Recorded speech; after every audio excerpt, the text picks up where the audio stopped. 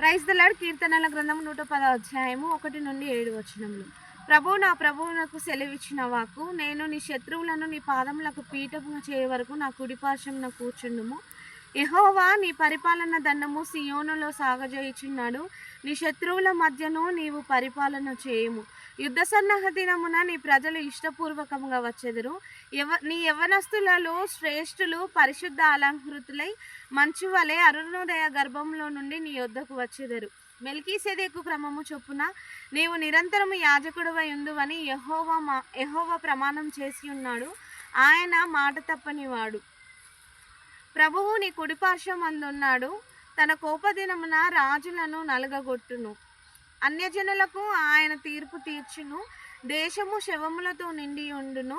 విశాల స్థలము మీది ప్రధానుని ఆయన నలగగొట్టును. మార్గమున ఏటి నీళ్లు పానము చేసి ఆయన తల ఎత్తును. Thank you.